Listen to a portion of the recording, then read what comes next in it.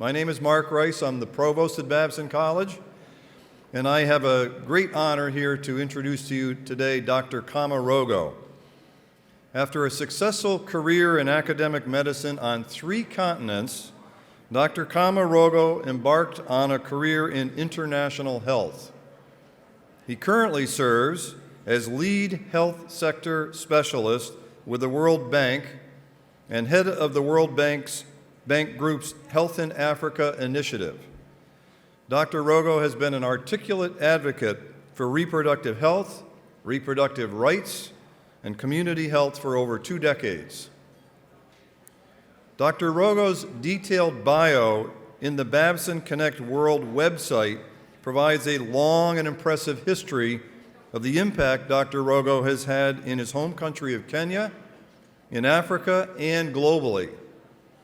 Rather than recite the impressive history and delay his presentation to you, please allow me to focus briefly on the impact of his leadership in a rural area of Kenya, Siaya.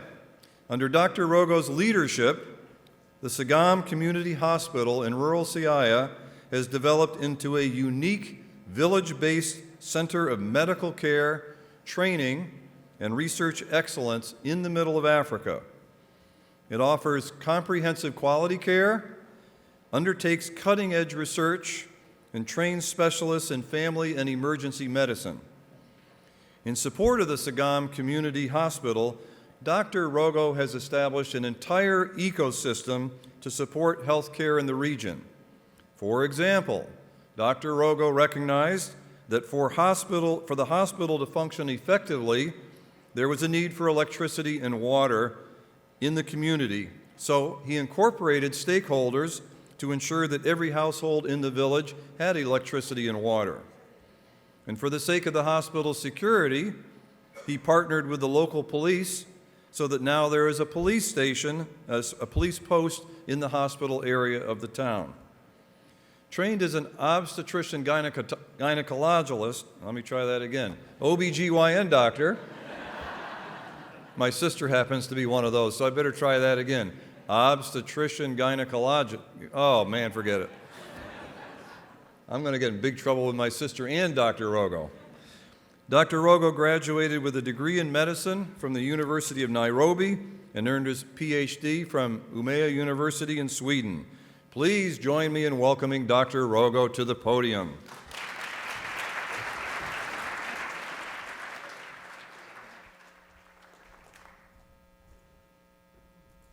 Good afternoon, Babson. Good afternoon, Babson.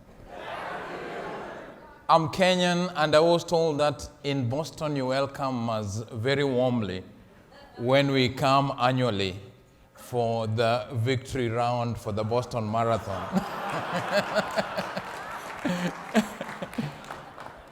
But I'll not talk about the Boston Marathon today. In the 18 years that you've been at war in Afghanistan and Iraq, the population of Africa doubled. The population of Africa doubled despite HIV/AIDS, despite malaria, despite Ebola.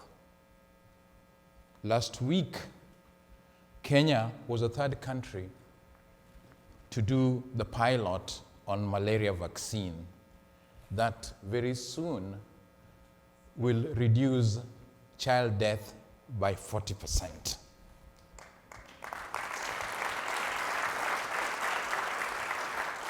So imagine what will happen to that population, because it will no longer double in 18 months. In 18 years, it will double in 8 years. And those will be young people to be fed. There'll be work there to be done. There'll be health services to be given, and name it. And it is within that context that we view the Sustainable Development Goal agenda. And I'm giving it to you in 3 layers. The top layer is economy, and that's where most of you at Babson belong. This morning I had people say we made a lot of money. The second layer is society, the social, the human development side. That's where I belong, that's where health and education is. And the bottom layer is the biosphere, saving this planet. So at the end of this congregation, I hope that you people will not be talking about making money alone, but you'll be talking about making money, saving lives, and saving this planet. That is what SDGs is all about. And the three of them can happen together simultaneously. In fact, you'll make more money more sustainably when you have more people who are healthy. And the planet will be the better for all of us. That's a key thing, and is a key part of my message. But this is the Africa that I come from. An Africa that many of you don't know, or you only know it in terms of breaking news. I see some breaking news guys here.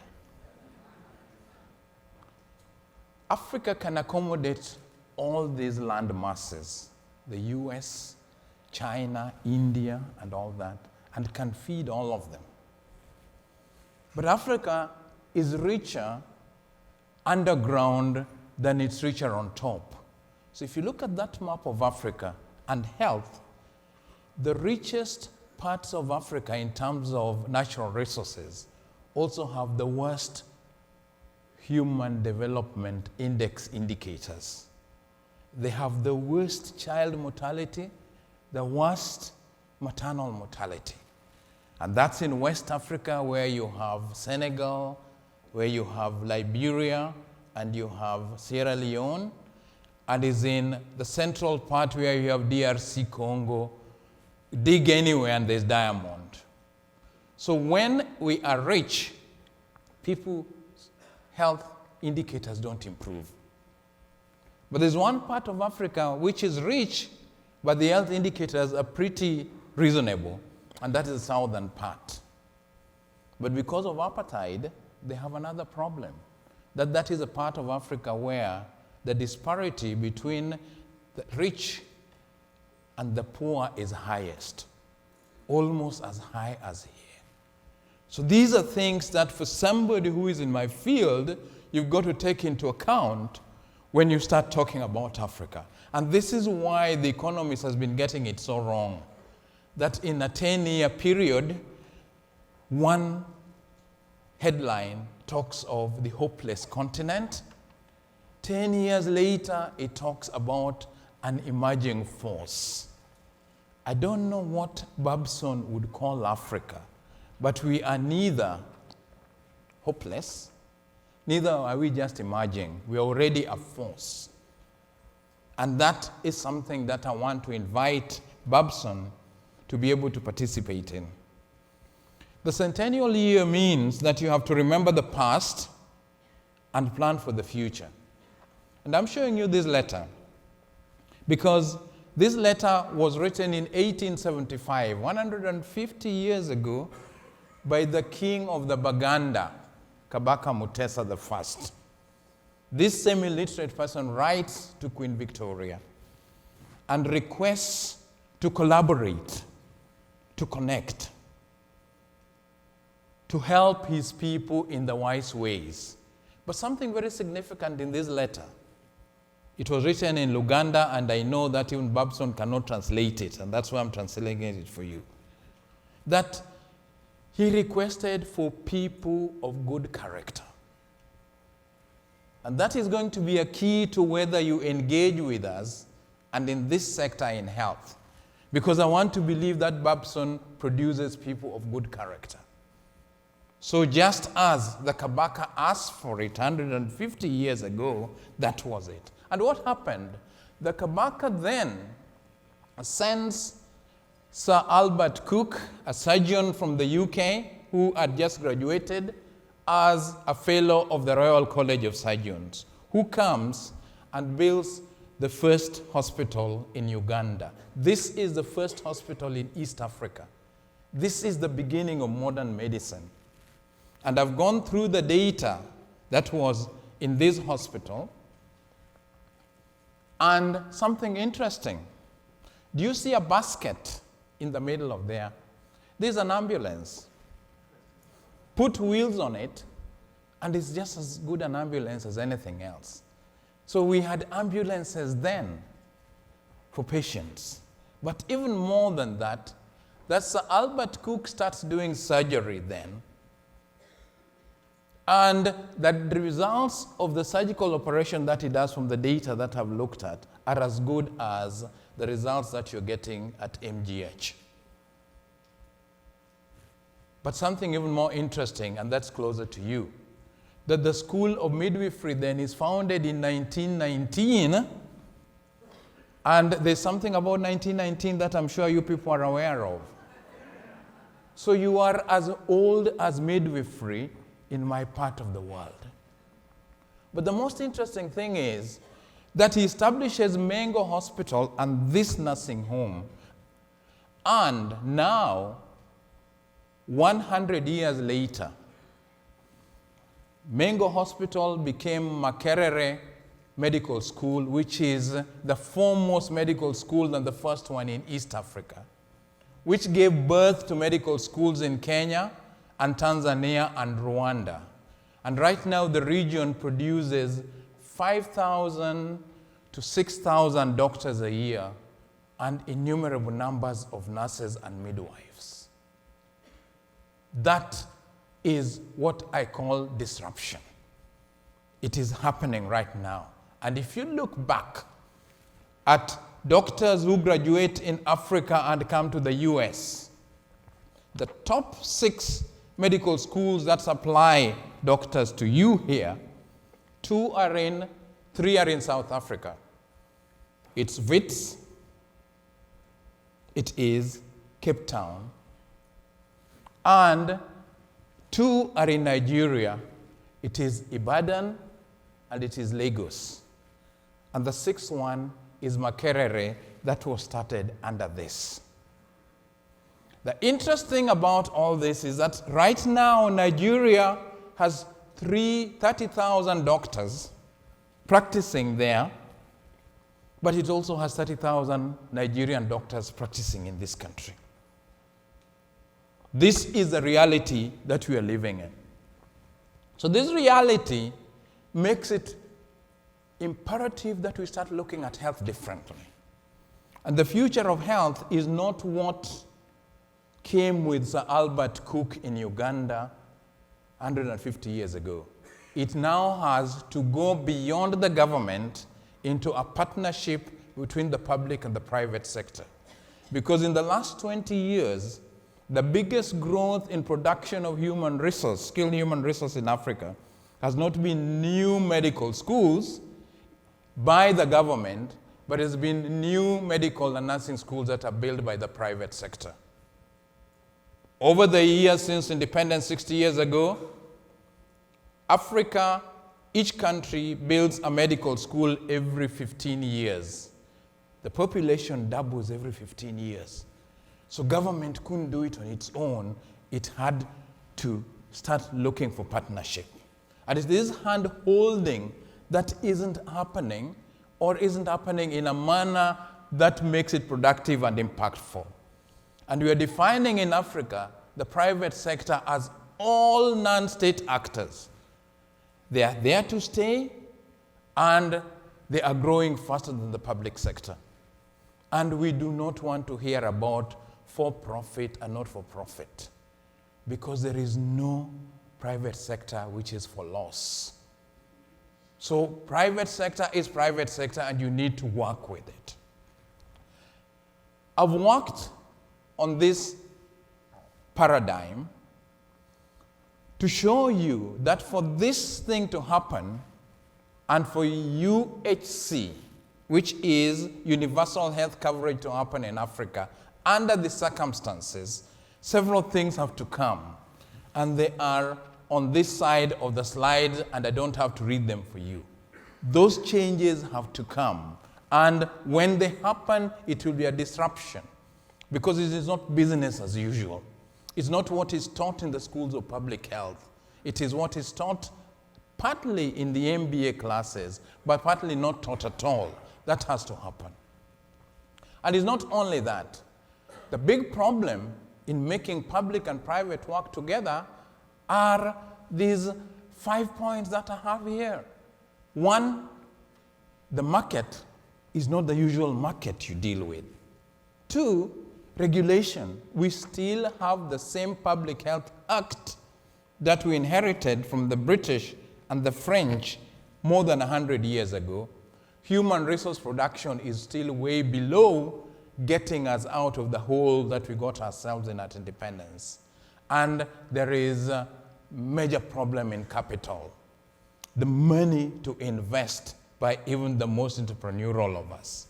And then the business models are wrong, because you have copied the business models that come out of here. The people who are closest to discovering a business model for the developing world in health is India, where they know that you can make money by seeing more people but charging them little, rather than seeing a few people and charging them an arm and a leg. Those models have to change for Africa to be able to move in this area.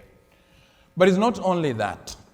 Private sector is becoming mandatory for education. Private colleges, you know it because your best universities are actually private. But we are seeing that too, that unless we put in enough new medical and nursing schools, we have too many high school leavers who don't have anywhere to go to. So there's opening there for us to open more and train doctors. They will pay for people to go to school and government can do it.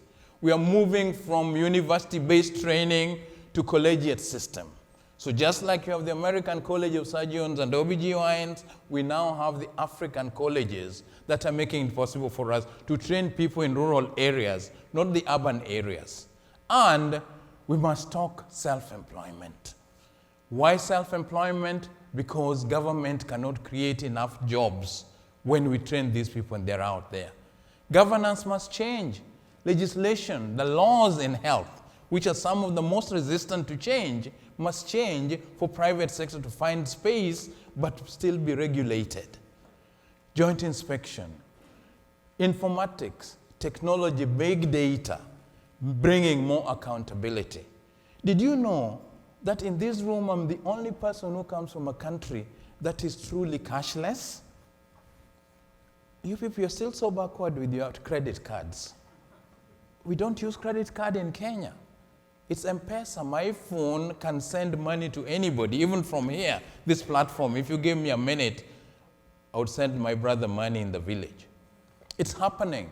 That's a way of paying for health. Brings accountability. You can pay for anything, water, health, buy medicine on it. It's happening already.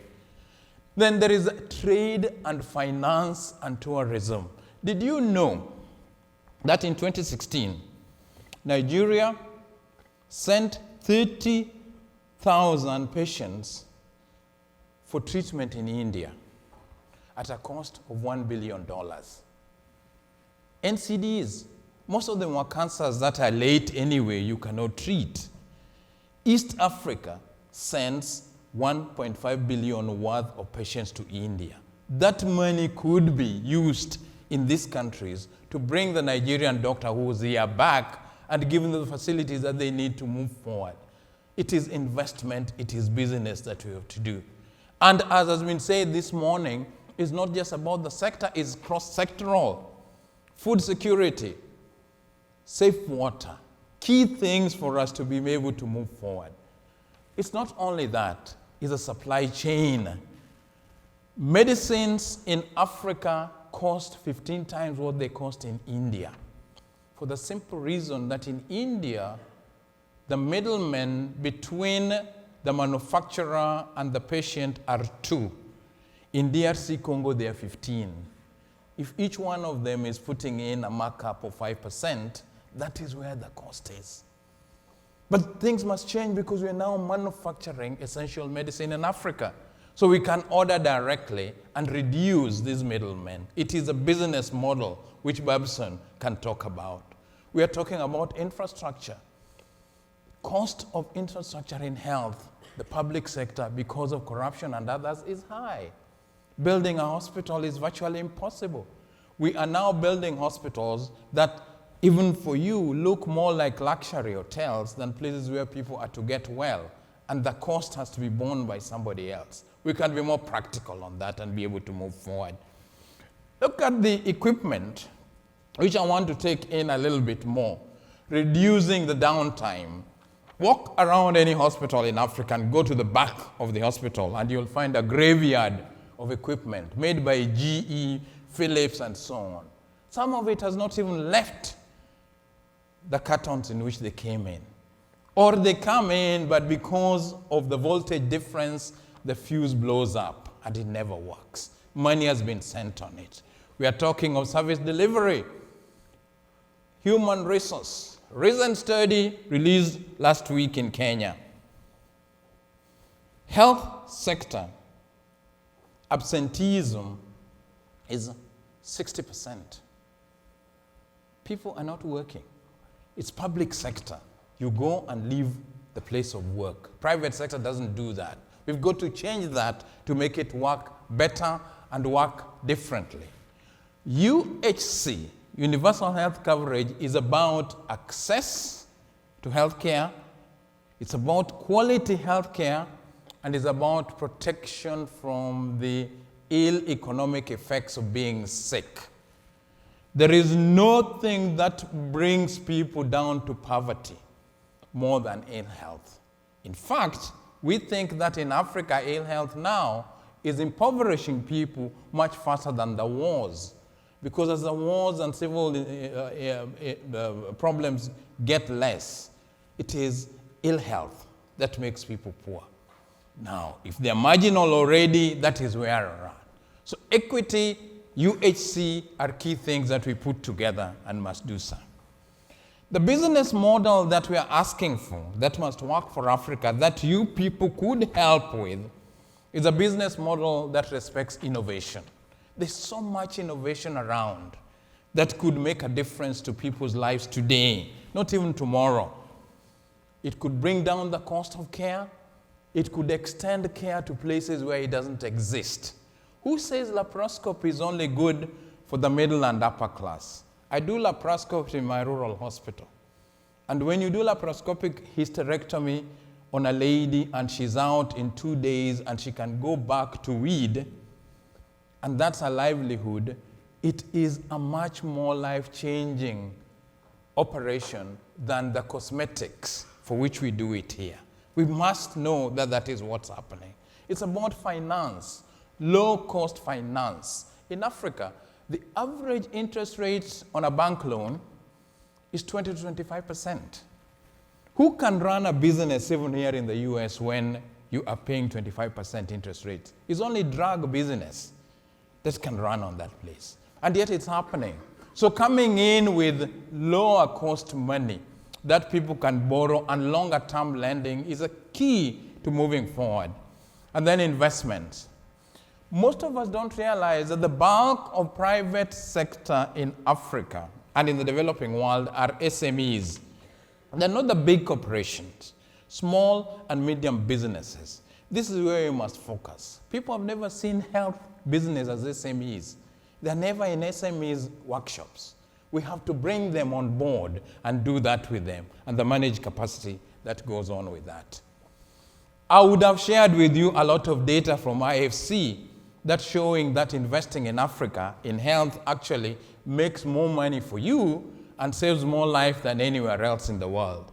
But what I want to share with you is this, that in the 10 years that I've worked in this field to try and bring the public and the private together, we have seen a 20-fold increase in private equity, money that is resourced to come into Africa. It could be much more than that because the demand is much, much bigger.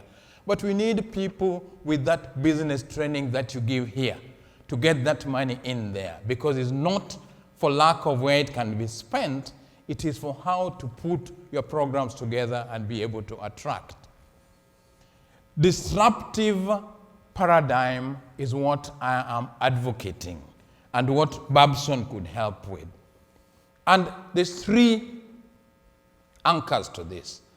Disruptive in that in our part of the world, there has to be a new engagement, public-private dialogue. The trust between the public and the private sector, it doesn't exist even here. You can afford not to have it, we can't. Two, we have to look at the policy and regulatory area and change it, work on it for Africa and for the developing world. And three, financing. Innovative financing. Did you know that African countries have declared this decade as a decade of social health insurance? This thing that you can't get right in this country. Just 2 weeks ago, I was in South Africa, where the bill is in Parliament to create a social health insurance vehicle for South Africa. With their history of apartheid, it is hot debate, but it is the only way forward. Why is that important? When the poorest person has a card that guarantees them care, that is when that person becomes a market. And when that person becomes a market, there will be supply side that will start moving because the demand is there. We have to create that. Did you know that this week in Nigeria, there's a new bill in Parliament to create Health Bank of Nigeria, where the government is going to put in big equity and asking people where lending will only be to health sector. This is something that has not happened in our part of the world before, but you can be part of that dialogue as we move forward. So let us be disruptive. Did you know that we are now so organized in Africa that in every country, the private sector is organized into a single federation, health. Whether you are in health finance, you are in banking, you are in insurance or in service delivery, there is a Nigerian Healthcare Federation, Kenyan, Ugandan, and so on. And that these ones are now getting together to regional level.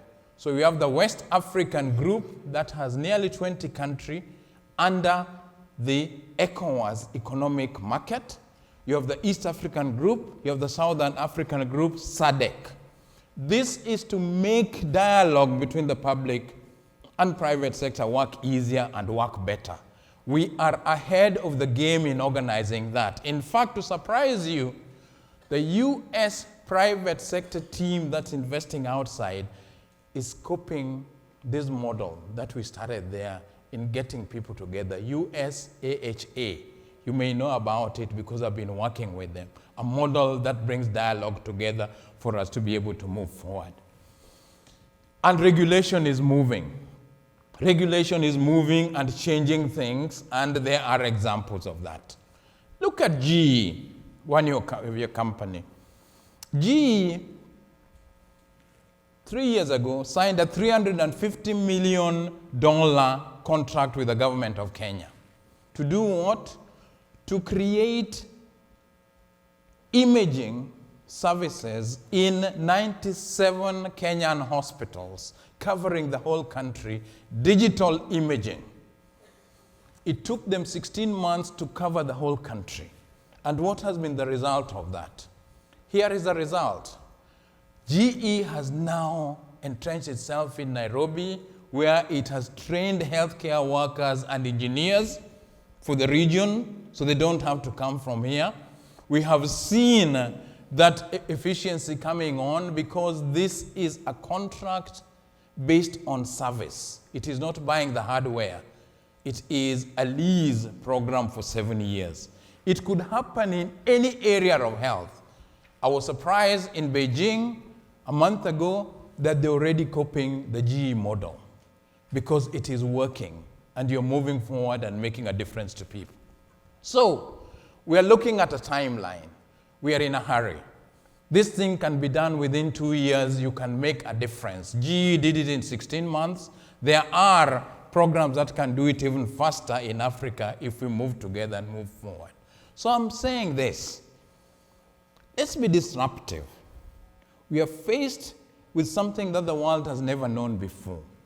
The paradigm of new epidemiology with a double burden of disease, communicable and uncommunicable disease. The paradigm of demography, young people in numbers that are unprecedented.